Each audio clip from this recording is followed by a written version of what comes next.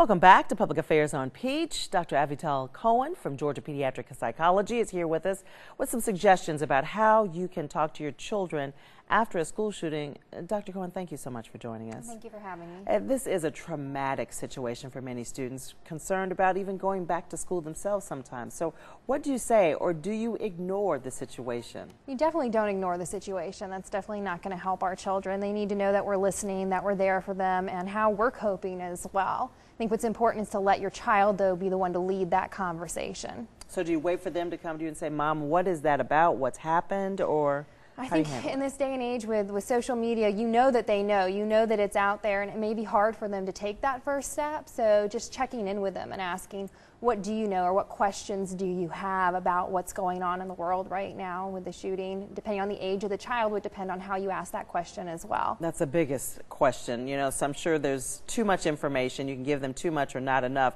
There's a fine line there. So where do you determine what you do tell them? I think, again, it's looking at that child and listening to their leads. I mean, high school students obviously are going to be in a very different place to talk about this, and they're seeing their peers who were at the shooting going out and talking and advocating, and you need to have some deeper conversations with them. Or with an elementary age student, what you're really trying to do is just offer reassurance.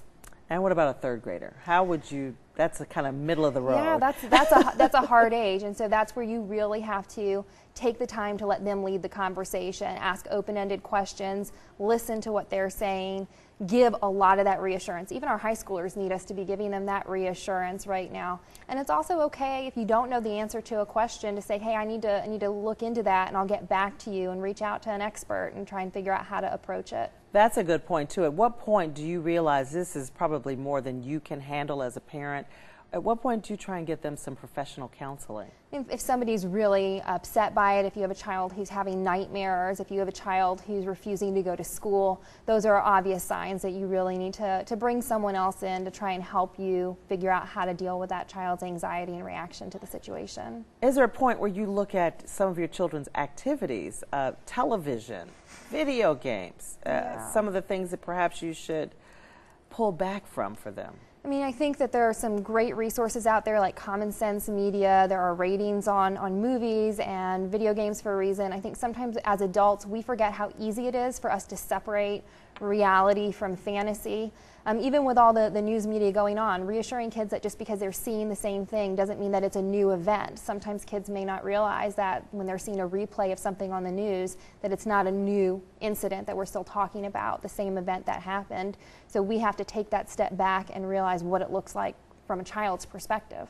Some parents don't want to ever let the children know they're afraid too. Is it okay to let them know that, you know what, you're nervous, you're afraid as well about what's going on? I think it's actually important to let them know that, because you're letting them know it's okay to be afraid, but then you have to also let them know, what do you do to conquer that fear, or how do you cope with the situation? So be a role model for your child on how to deal with these types of situations. And then just preparing them for school. Are there any tips, anything you can give them? I know there's certain ages that you don't want your children to have cell phones, but that's a form of communication for so many. Yeah, I mean, I think that's a personal family decision always with the cell phones, but a lot of schools are having drills now about active shooter situations or other situations, and going over those routines at home with your child as well, knowing what the school is doing so you can talk about that and explore it with your child at home so they can feel like they have a plan, have safety.